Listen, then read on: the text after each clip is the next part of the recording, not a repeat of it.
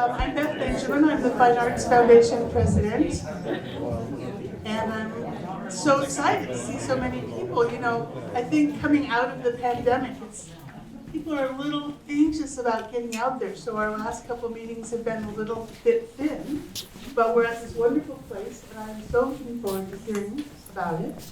I guess I was just going to tell you that in March, we have our meeting will not be at Scripps, it will be at the Museum of Art, the Depot Museum, Claremont Lewis Museum of Art. And it will be a show of Andre Mahoney's work, curated by her daughter, who will speak to us. And then, gallery tour, talk, and tea. So if you are signed up for our newsletter, you will be getting that in the email, and it will tell you about that. So today, our speaker is Paul Faulstich. And I'm going to read you a lovely introduction to Paul. I only know him from his photos on Facebook. Wonderful bears. He'll tell you more about that. I will read you about him, although I bet a lot of you people know. Paul Faulstich is Emeritus Professor of Environmental Analysis at Pitzer College. A 1979 Pitzer graduate, he holds a doctorate in anthropology with a specialization in cultural ecology. And there are a whole list of his places where he's been and awards that he's won. I'm not going to read those. Dr. Faulstich's focus is currently on ecological restoration, wildlife documentation, bears, and environmental art. His field cams, motion detecting, heat sensing trail cameras, capture photos that Faulstich posts on Facebooks and exhibits in art shows, surprising and educating viewers who are shocked at the diversity of animals, bears, deer, cougars roaming our local mountains. Paul retired this spring after more than 30 years teaching at Pitzer College. At a reception in his honor, colleagues and former students described him as a pillar, an anchor, a trailblazer, a visionary leader, a steward of the landscape, and such a calming presence that you'd want him by your side if you're ever being charged by an angry elephant. Although his field cam photos have never captured an angry elephant.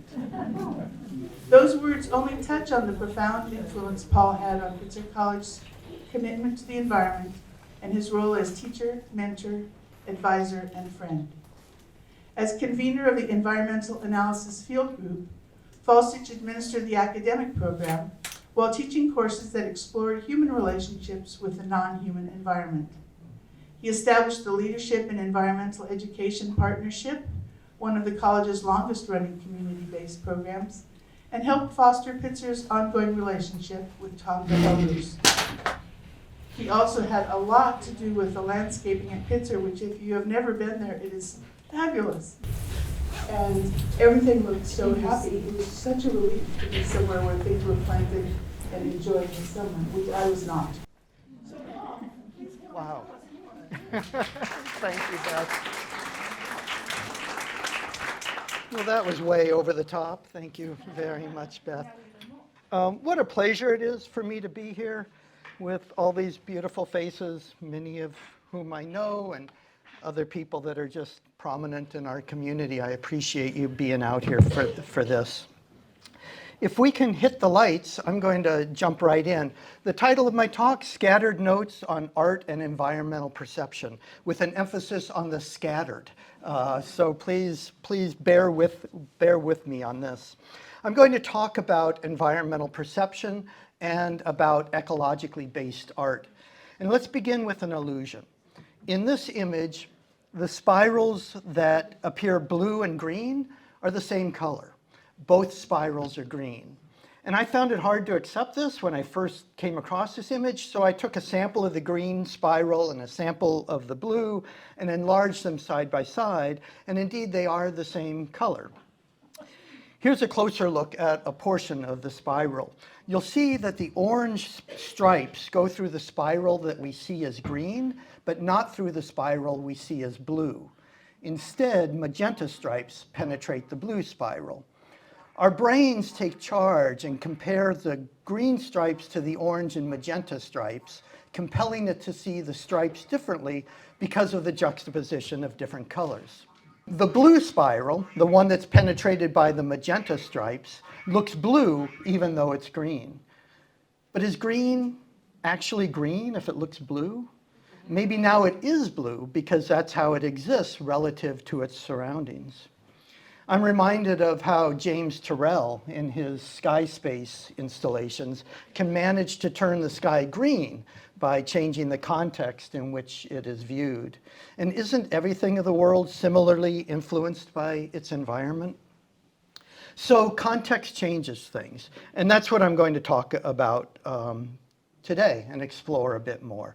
And my point is that we don't perceive some absolute truth that surrounds us, and to me, that's part of the magic. So perception is a filtering mechanism. Our brains filter and interpret incoming stimulation, and we must filter some things out. Otherwise, we'd go mad by attending to all of the stimuli bombarding us. Right now, for example, I hope that you're kind of focused on what I have to say and you're looking at the images. But if I'm quiet for a minute and we shut down the images and we attend to other sights and sounds, we realize that there are other stimuli that our brains filter out. So let's just take a couple quiet seconds and see if, what we might hear or see or perceive. Maybe some ventilation system, maybe some fidgeting. You guys are all too quiet for that experiment to really be powerful, but anyway.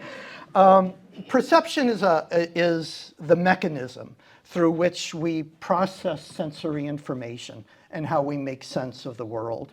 And it's fundamental to how we engage with nature and with one another.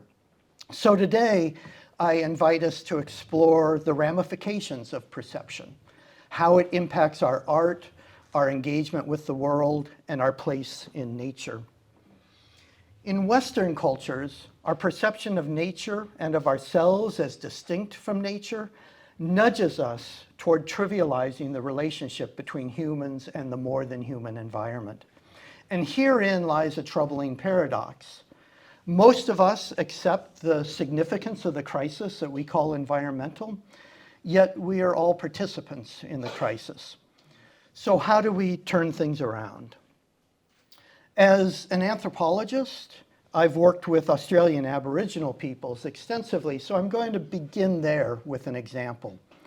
Among Indigenous Australians, each person is understood as being an extension of the land. There's a shared identity between person and place, which is articulated in their concept of the dream time or the dreaming. The dreaming is a sacred realm of mythology. In the dreaming, ancestral ancestors inhabit a featureless country. And as they go about their lives, they create the features of the landscape. The hills and rivers, the trees and the rocks, all of that stuff are created during this mythological time.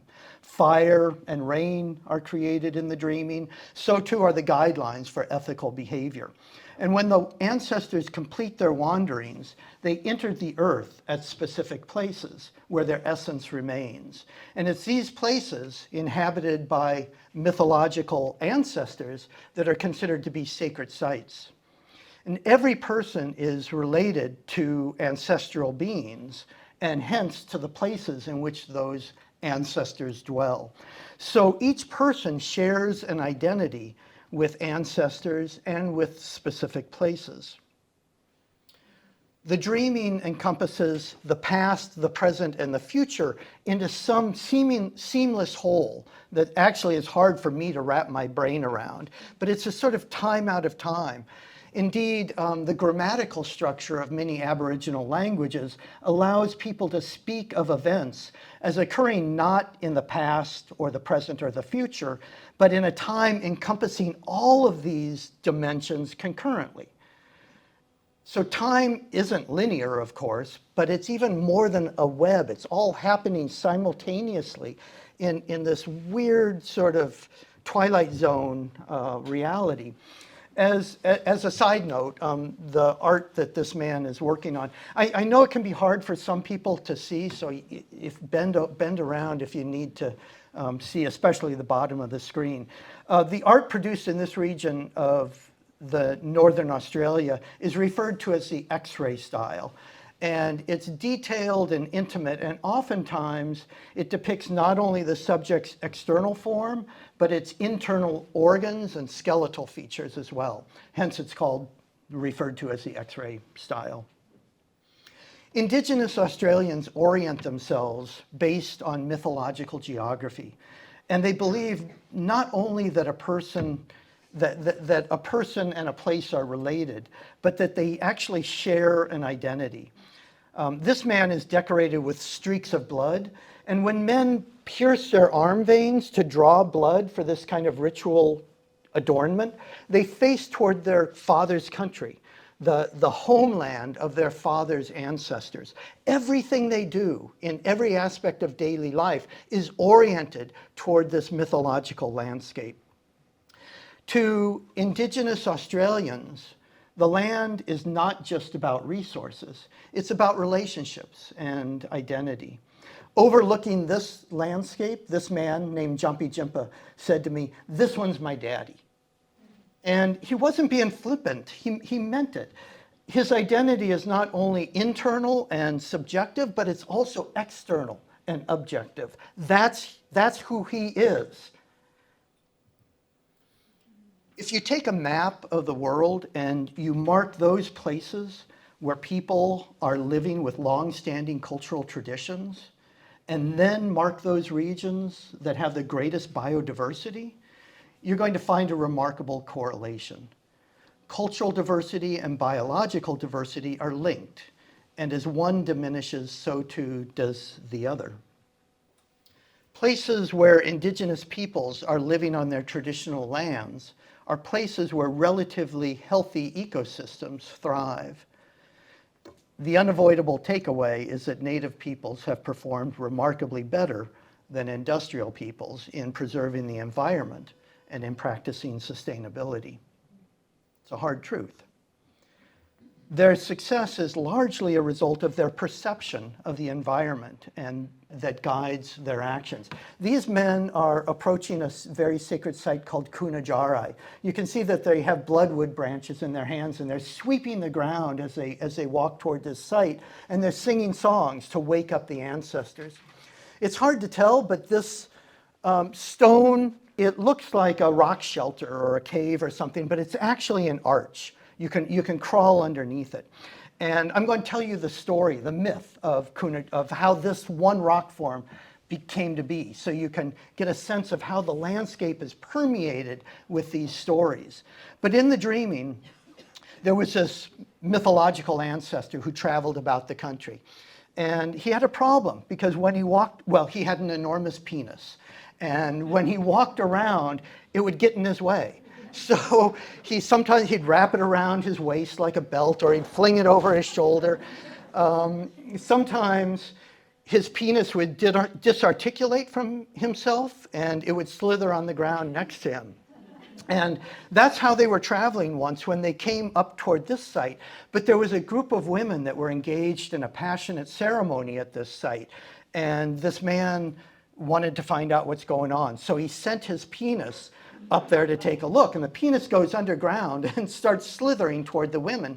But these women are engaged in this passionate dance, and the penis gets excited and starts becoming erect, starts enlarging, and the ground starts shaking and bulging, and the women say, "Hey, something's going on here, something's wrong." So they take their digging sticks, these sticks that they use to dig up tubers and goannas and collect food and such, and they start stabbing the ground until they kill this penis. And that's what this stone arch is. That's the petrified penis of this ancestral being. So among other things, myths communicate moral lessons. And in this case, one of the lessons, there are many lessons, even just to that little story I told, but one of the lessons, of course, is that men must respect the autonomy of women, lest bad things are going to happen. All societies that manage resources over time, well, all societies do, but they do so partly through mythology and art and other cultural symbols that reinforce resource management strategies and environmental ethics. For tens of thousands of years, fire has been used by indigenous peoples to manage resources in very effective ways. In Australia, where this photo is from, the appropriate use of fire is also explicated in Dreamtime myths. Such beliefs, like beliefs in the dreaming, might seem unscientific, if not irrational, but they're based on long and careful observation of nature. Once I was with some Aboriginal companions descending the mesa that's on the left-hand side of the horizon there. It was sunset, and the sun was melting into the earth. The sky was aglow with red and orange. It was exquisite, and I was captivated by the sunset. But my indigenous friends showed no interest in it whatsoever, that I could tell anyway. And I was initially perplexed by what seemed to me to be a dismissal of beauty. But I soon realized that when we looked out over this vast landscape, we saw very different things. I was a novice in this country, and the land didn't grab my gaze at that moment. The setting sun was much more gripping. But for my Aboriginal companions, the transient sunset was inconsequential. What held meaning for them was the Dreamtime landscape that stretched out in front of them. The sacred sites, the places that they've camped, the life-sustaining water holes, the good hunting grounds. The land displayed distinct elements of their identity, and that's what they were concentrating on. That's what they found compelling.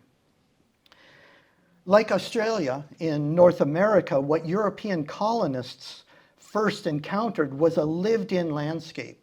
The entire continent was essentially an inhabited and cultivated landscape, but the colonists perceived it as an empty wilderness. And this wasn't accidental. Indeed, the notion of an empty wilderness was a crafted belief that eliminated moral accountability. And it was this lie of uninhabited land that gave the settlers a green light to steal land from others. If you erase relationships, you erase a moral imperative. And this notion of an unpeopled wilderness was, of course, an illusion. And let's return for a moment to optical illusions. Think about how we render landscapes in our colonial and post-colonial world. To represent three-dimensional space on a two-dimensional surface, we use illusion to create the impression of depth. The linear perspective system projects an impression of depth onto a two-dimensional plane by use of what we call vanishing points, to which all lines converge on the horizon. The world recedes into the distance and becomes less significant the further away it is from us. In this illusion, the converging parallel lines tell the brain that the image higher in the visual field is further away. Hence, our brain perceives the upper line to be larger, although the two lines are actually the same size. This is our taken for granted perceptual reality, where things recede into the distance and are deemed less significant as they recede, as they're further away from us. Our world is known from the vantage point of an autonomous self at the center. Contrast this way of framing oneself in the world with this way. Australian Aboriginal art, as just one example of Indigenous art, expresses connections with the land. The U-shaped motifs that you see in this painting represent people. They iconically represent people. They're not just symbolic of people, but they look like people. While this shape doesn't look like a human to me, it iconically signifies a person because it represents the imprint that someone leaves after they've been sitting cross-legged on the sand. And these are desert-dwelling peoples, and that's how they sit, cross-legged on the sand. And if you get up, that's the imprint that you've left. So people are depicted by the mark left where their body intersects the earth. And think about that. I mean, I find it profound. People are understood as existing at the intersection of the body and the earth. And that's an intensely different way of being in the world. And it demonstrates an ecological way of thinking that connects people with the land in profound ways. Ways of seeing differ substantially, and these differences have profound ramifications. I perceive these two spheres as being different sizes, but my Indigenous Australian friends see them as the same size. The things we see are not seen the same way by everyone. And perhaps you're familiar with this visual illusion, which illustrates the power of the mind to construct the world by shifting one's focus of attention. In this example, we see a young woman or an old woman, depending on what we place in the foreground of our attention. How we perceive our world is dependent on what we are accustomed to seeing and on what we want to see. Can you guys see the two different options? Most of us can. And what do you see?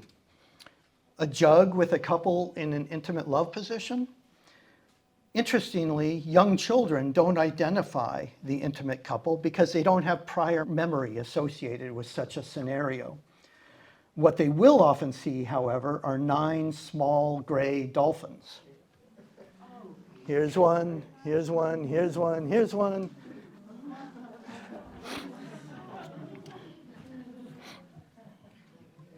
Okay, so here's your homework. Read the sentence silently, and then silently count how many F's there are. And count them only once. Don't go back and count them again.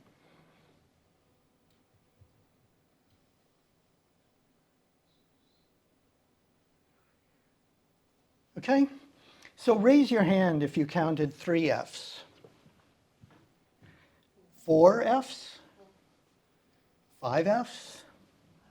6 F's? Really interesting, pretty well split there between all of those. Well, there are 6 F's in the sentence, and there is no catch. Many people forget the ofs. For auditory learners, the human brain tends to see them as V's and not F's. Working together, the eyes and the brain do interesting things with the stimuli they receive. And what we see is not what the rest of the animal world sees. Birds have colors that are detectable, that are undetectable by our eyes. Humans see 3 colors, blue, green, and red, but birds also see UV colors. And my point is simply that different species and even different cultures, even individuals, perceive things differently. Our senses are usually accurate, but our mindset can cause us to perceive incorrectly. These lines are all parallel. They're not sloped or bent. Perception, though, can be stretched and bent and broken and remade. And ideas, like perception, can be exercised and reshaped. And I'm suggesting that we have a lot of stretching and bending and reshaping to do in order to extricate ourselves from our environmental mess. Our cultural predilection is to perceive humans as distinct from nature. But our environmental crisis is a symptom of how we are not adequately seeing or feeling where we are, nor effectively imagining our options. We're comfortable with the illusion of dominance, and our hunger for materialism overshadows our need for interdependence. And what we foreground and what is cast into the background shapes our world. Whatever we pursue as artists, poets, or anything else, we face the challenge and the opportunity of placing ecological models at the center of what we do. If we are to move from an anthropocentric perspective to an ecocentric perspective, which I believe we need to do to save ourselves and the planet, then we need to radically shift our worldview. And a lot about perception has to do with scale, the scope of our attention and engagement, whether it is intimate or colossal. The seminal image of Earth from space is in many ways, a really compelling and unifying image. But it also insinuates that the world can best be understood by leaving it. And so I have to ask myself, could it be that the global perspective is one way the world is further distanced from our lived experience? Through many of our dominant worldviews, we're diminishing our ability to perceive ourselves as integrated into the world around us. And while there are benefits to the global perspective, to be sure, there are also dangers, perhaps. Perhaps it also marks a process of separation. The trick is to bring back that which we have lost in an organic and meaningful way. Whatever you've rejected, you've also lost. And this creates a longing. And you try to bring that rejected part back. In the US, there was a coin minted with a buffalo on it at the same time buffalo were being exterminated. And this coin also had the face of an Indian on it, following the enactment of genocide against Native Americans.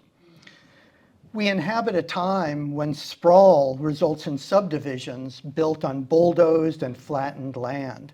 Our streets and subdivisions are then named longingly after what once had existed there. My brother lives in Santa Barbara on Rolling Brook Lane. There's no rolling topography, and there sure as heck ain't no brook there. But so these names are insufficient surrogates and can't substitute for the real thing. I live up in the foothills, and near where I live, there used to be a beautiful open canyon that was wild space that Claremont folks called Chicken Creek. Some of you might be familiar with it, but it was bulldozed. The topography was taken away, and over maybe 150 homes were built there, large homes, and the developer had the audacity, it seems to me, to name the development Stone Canyon Preserve. There are no stones around, let alone anything being preserved. But anyway, that name, Stone Canyon Preserve, is simply semantic simulacra. And we encounter this all the time, it seems to me. Anyway, okay, so now I'm going to do a radical shift. Here comes some of the scattering stuff. And I'm going to transition to discuss my own art practice.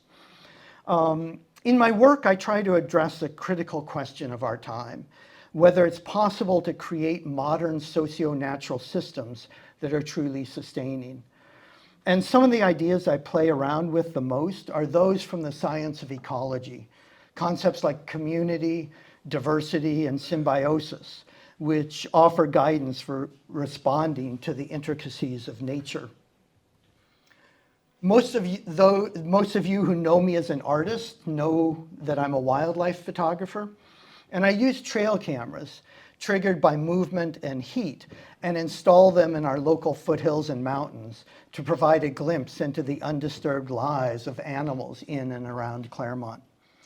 But I'm also always interrogating my motives and contemplating the ethics of installing surveillance cameras in nature and what that all means. So it's an ongoing struggle and process for me. I ask myself, does the act of doing this impact wildness or wilderness? Our relationship with nature, including my relationship, can be conflicted. We at once relish it and we abuse it.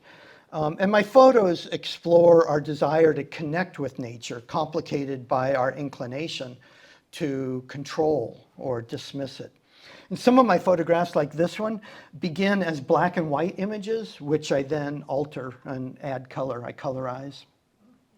They examine how we simultaneously neglect nature and place nature on a pedestal. I captured this photo of a cougar, literally, and I kid you not, 3 miles from where we're sitting, right here. And it might sound presumptuous, but with these images, I want to reach into the essence of the animals and meet them as much as possible on their own terms. And yeah, some of that might be a bit romantic, but hey, so are cougars. I also have a series of archival pigment prints based on my wildlife photos. Nature is both something we observe and something we believe. And ultimately, it's an expression of ourselves. Nature isn't simply an assemblage of things like you might see in a natural history museum, but it reflects back to us our own engagement with the environment. Titled Cyanotype Cougar, this print started with a black and white image, which I altered in Photoshop, inverted into a negative, and then printed on transparency film. To make the cyanotype print, I coated watercolor paper with a solution of ammonium iron citrate and potassium ferrocyanide and placed my negative on the coated paper, exposed it to sunlight, and then rinsed and dried the print. The cyanotype that this is named, well, that process is a printing process that produces a cyan blue print. And engineers used the process as a low-cost means to make copies of drawings, referred to as blueprints. And I wanted this print to allude to sort of intertwining strands of DNA, since I was making a reproducible blueprint of a mountain lion. This is a picture, a photograph I got of a mountain lion that was at a kill site eating a deer that it had taken down. With my handheld photography, I strive for the eyes of a scientist and the vision of a poet. This is a living tree, a 5,000-year-old bristlecone pine. These next few images are from this portfolio of ancient living flora. They're abstractions and intimate landscapes. I try to be respectful of both facts and mysteries, and to acknowledge the ecological processes that shape landscape, in this case, fire. This is from my series of what I regard as sensual landscapes. Mushrooms are the fruiting bodies of vast communities of fungal threads or mycelia that proliferate underground. They signify growth during dark times. And my mushroom portfolio uses fungi as metaphors for our connection to each other and to nature. I engage both art and science as means to understanding our surroundings. Art is sometimes misconstrued as being a counterpart to science. Actually, it's an alternative kind of science, just as science is an alternative kind of art. This is a portrait of a brown pelican. The brown pelican was listed as endangered in 1970, but with the banning of the pesticide DDT, it recovered dramatically, and it's an eco-political triumph, a success that I'm afraid is in peril in our era of insufficient environmentalism and deregulation. I explore themes of habitation and ruin, juxtaposing naturescapes and humanscapes.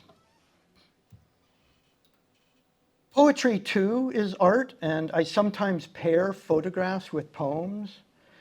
Titled Horse Bones and Rope, this tragic photograph is a visual part of a photo poem diptych in which I try to find inspiration in despair.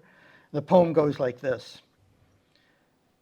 Miles from anywhere of any consequence, I happen upon a cluster of bones, bleached by the sun's indifference and picked clean by antipodal beasts. One tibia, hitched to a tombstone tree, portends a tragic equine death. Is this how we must go, you and I, departing hobbled lives of unrequited possibility?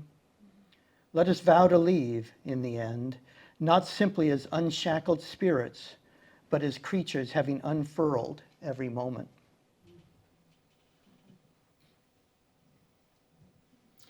This painted panel utilizes the trope of cartoons and incorporates a jingle from Felix the Cat.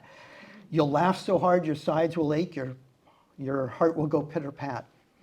I was sort of playing with and confronting our propensity to conflate violence and entertainment.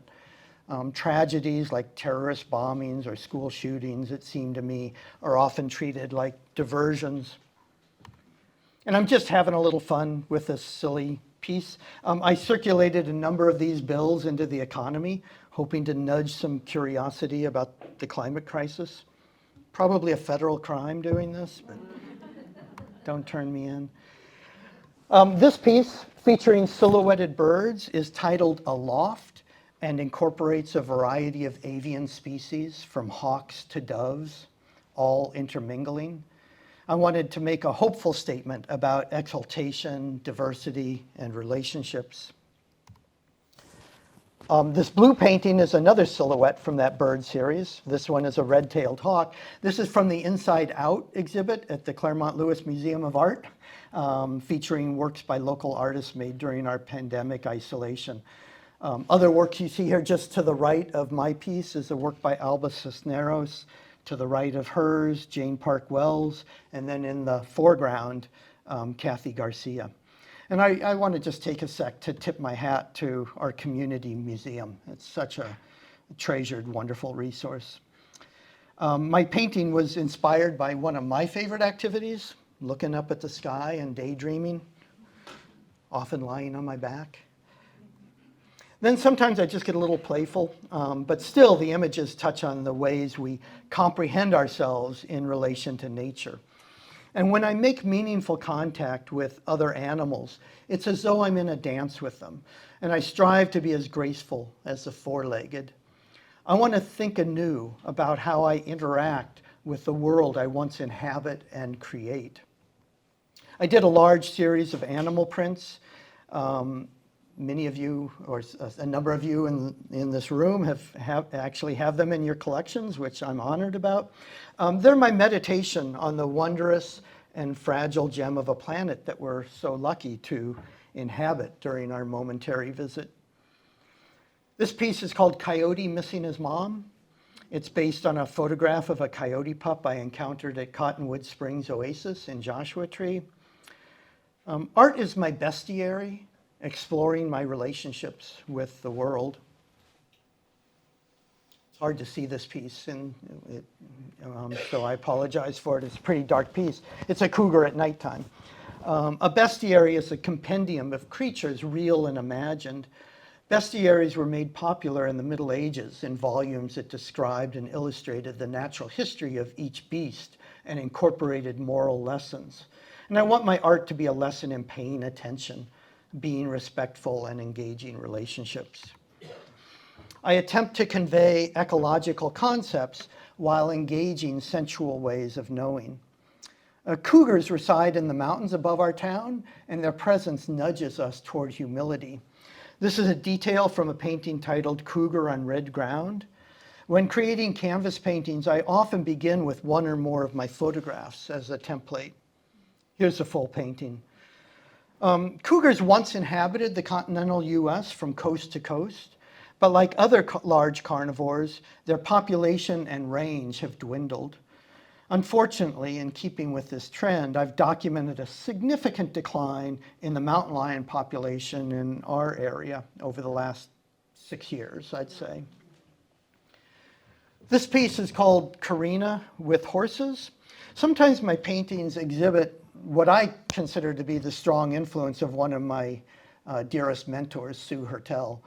I'm both humbled and actually, frankly, a little ashamed when I see her influence so liberally informing my work, but hey. But like Sue Hertel, I sometimes paint intimate images with familiar subjects. The Karina in this portrait is my daughter. All artists are copycats to some extent. This still life includes my cat, Bada Bing. It's a quiet scene, kind of sort of lovely and sort of lonely from my dining room. And some of my works are simple graphic sketches, like this Graphite on Linen. It was inspired when I was talking on the phone with a loved one who was telling me they had just seen a banded king snake. And I got the vision for this piece and slapdashed it off. And it is, it is a funky piece. Titled Canyon Girl, this drawing was of pigmented chalk and graphite, references when I had a loved one missing in the chaparral for 3 nights. The ochre lines represent the topography of the walls of the canyon that she was rescued from. And the stick figure is both reclining and flying. I wanted this piece to exist at the intersection of vulnerability and resilience. 1,000 Ashes is my homage to wildfire. Wildfire has a complex relationship with California ecosystems, and anthropogenic climate change is making that relationship more complicated and difficult to manage. And I created this piece after a brush fire rained ashes and embers on my home. This mixed media painting is a loose depiction of the galaxy we call the Milky Way, which contains our solar system. But it's equally about nature as a constellation and as an echo of ourselves, reminding us that we are all extinguished stars looking up. And this work was inspired by my years of field research in Australia, where the Milky Way just explodes in the night sky with a billion points of light. And just as I've been influenced by Sue Hertel, my exposure to Indigenous artists has had a stout impact on my work. You might recognize my borrowing from the sort of pointillist paintings of Australian Aborigines. I made this piece, Rain on the Desert, when I was in the backcountry of Canyonlands National Park. It's a tribute to water and aridity, and I was inspired by a summer rain splattering on the desert pavement, what is called desert pavement. This is a photo that illustrates desert pavement on bedrock. Desert pavement occurs when an arid surface is covered with closely packed pebbles. Here's a painting in process with a juniper tree as my easel. This is after a couple of layers of transparent paint, and the finished work had perhaps a dozen coats. Just as desert rocks develop a patina over time, this sort of lovely sheen or shine to them, I wanted this finished painting to have many layers to it. Is it possible to think of ecological restoration as a form of art? I think so. If art is any creation or any creative expression that communicates with aesthetic intent. And one of my projects that I regard as art is the restoration of a parcel of sage scrub habitat on the Pitzer College campus. Ecological restoration isn't simply biological in scope, but is aesthetic as well. I'm retired now, but for over a decade, I worked with students to restore the social and environmental value of this site. Professor Monica Mahoney, who's here with us today, has taken over this class now and is now engaging students in this ecological art restoration project. I'm going to shift away from discussing my art now and wrap things up. Our ideas of our environmental predicament vary according to our perception of the problem. And it can be hard to perceive the scale of our environmental impacts. And sometimes we have surprising realizations, like how there are two full-size pickup trucks in front of this massive machine. Perception has to do with expectations. We don't expect to see a robotic machine 300 feet tall. This is Black Mesa on the Navajo Reservation in Arizona, where the Peabody Coal Company extracted millions of tons of coal and devastated the mesa top. Here in Claremont, we are on ancestral Tongva land, and those of us who are not Indigenous, myself included, we can perceive of ourselves as invaders or as guests. I prefer the latter, but then we must act accordingly. This spiral petroglyph was created by prehistoric pre-Columbian Hohokam artists in what is now southern Arizona. The science of ecology teaches us that rather than discrete ecological communities, there's a continuum of ecosystems that blend together. Air and water flow across the planet, and animals migrate between bioregions. And the intersections where natural communities blend are known as ecotones. I wrote the word up on, on the whiteboard because it's such an important concept, such an important word, I think. Ecotones are places of abundance and stability. Here, diversity is enriched through the blending of differences. It's where different ecosystems come together, and in that overlap, there's heightened richness, heightened diversity. So ecotones tend to be biologically and culturally rich. And human populations, from hunters and gatherers on, have always positioned themselves at these ecological boundaries where they can take advantage of diverse and abundant resources. And my point is that there aren't distinct boundaries, rather there are ecological blendings. And when thinking about humanity's place in nature, the ecotone is my metaphor of choice. You know, that beautiful place where natural elements coalesce and where species intermingle in heightened richness. And this is what ecologically based art strives to engage: the expansion of diversity and the health of our planet. Artists hold the power to shift the way people engage with the world. When we shift our perceptual frame toward integration and respect, toward ecocentrism, it benefits the planet, which of course benefits us. The Tongva name for Mount Baldy is Yoat, meaning snow. And I'd like to simply close by giving gratitude to Tongva for having cared for this land for eons before it came to be known as Claremont. And I'd like to thank you so much for listening to my ideas and looking at my art and tolerating, putting up with not a great view perhaps of all the slides. But with that, I'll wrap up, and thank you so, so much. I appreciate it.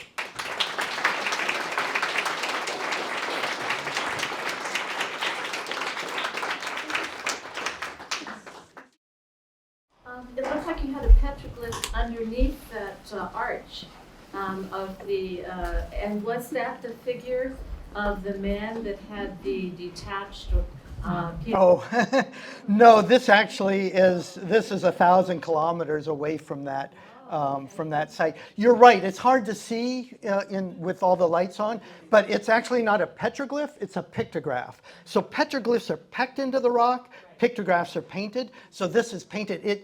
Again, it's hard to see, but there are probably a dozen layers of superimposed paintings on that rock overhang there. Yeah, this is in far northern Australia in Kakadu, in the Kakadu area of what's called, the Aboriginal territory up there is called Arnhem Land. And that's where they do the Xray Style art. Down in the central desert, where most of my work has been, is where they do the pointillist, what they call the dot paintings. And that's desert environment down there. So this is subtropical, that's desert. And it's interesting because you can see real reflections, I think, of the art style kind of reflecting the landscape. In far northern Australia, you have this real intricate cross-hatching design, and that's more reflective of the heavily vegetated subtropical zone.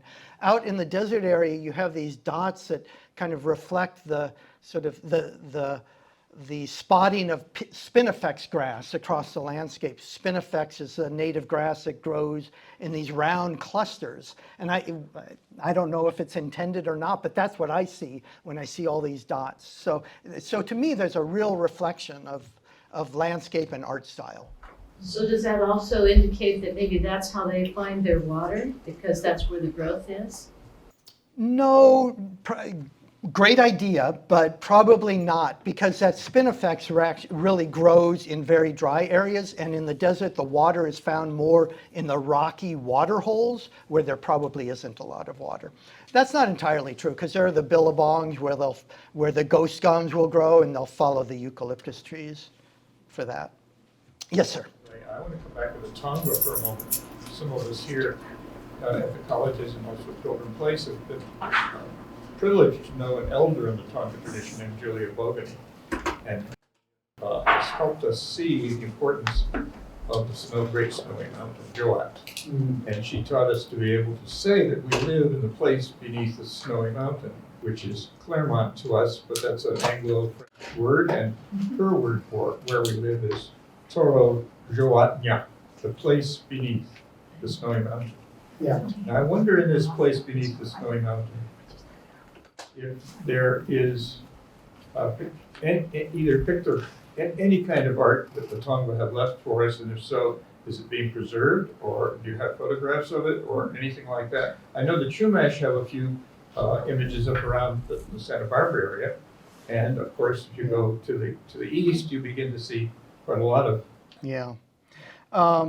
Yeah, Chumash, I mean, there's thousands of Chumash rock art sites, mostly pictograph rock painting sites, but also petroglyphs. I'm not aware of any permanent, or, any art left in our area. There was a very, very faded pictograph that I've never seen in Azusa Canyon, so maybe 15 miles from here. So there was an art tradition of painting on rocks by the people that lived in this area, but I'm not aware of anything around here. Yeah. But I wonder if Julia may have had some insight about that. Yeah, Julia Bogany was a treasured elder, as was one of my mentors, Barbara Drake. Both of them have passed now, and it's a great loss to the Tongva and broader community. They were really generous with their knowledge, and I'm very grateful to them. That's not a question. I just wanted to let you know that the Claremont College Library is doing an exhibition of Barbara Drake's pictures right now. So if you have time afterwards, you can always go over there and check out Barbara Drake's pictures. Sweet.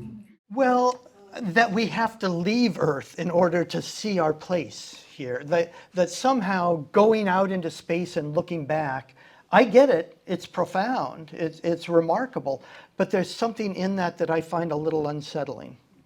Yeah, the point being made, if you can't hear, is if these sort of satellite, well, this isn't a satellite image, this is a manned spaceship, I believe, but satellite images might be what they tell us about climate change, and over time that you might be able to see desertification happening in process. I do think that there is value in it. Again, one of the many ways in which I'm conflicted and I'm torn. I see value, but I also see, yeah, there's danger there too. Maybe that's good. Maybe everything should be both a little bit valuable and a little bit dangerous. Yes? So as in recent months, we've been fortunate to, I think, go from the severe drought to quite a bit of rain in recent weeks and months, and some frost last night. Have you seen any significant difference or changes in wildlife, flora, fauna up in the hills, or even here the field station or California Botanic Garden? Just in the last couple of weeks? Yeah. Yeah, if you go into the Wilderness Hills Park now, or anywhere up in the foothills, Catherine McIntosh knows this, the ceanothus is going crazy. It's just like when I was up there a few days ago, I said to a friend, it looks like it's been snowing, because it's just all these puffs of white all over the place. And that's pretty remarkable. But in terms of long term, I hate to be the downer here, but I see every month I see another oak tree that has died. So the long-term trend is too hot and too dry, even though we've had some recent good rains. And the long-term trend with my trail cams has been that the animal populations are really struggling now too. And some of that is natural. That happens without climate change. Animal populations fluctuate over time, and I'm hoping that we will be able to see a rebound and feel good about that. But right now, at this moment in time, what I'm seeing is troubling. Yeah. But yeah, let's hope for some more rain coming soon. We're not too bad right now, and of course our snowpack is 200% what is normal, so that's a good thing. One more question, Carol.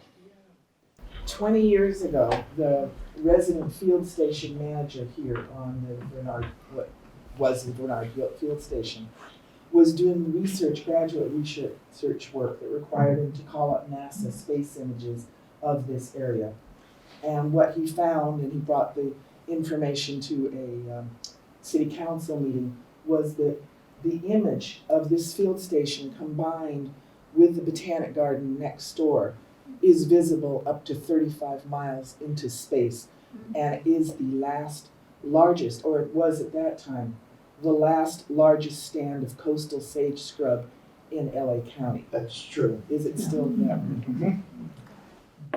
It is indeed. Precious little parcel of land here. Some people were, at the time, there was a threat of the field station that we're on now being developed for further colleges. Some of us, Carol Gill, one of the heroes, fought that successfully. And so here we are today on this protected land.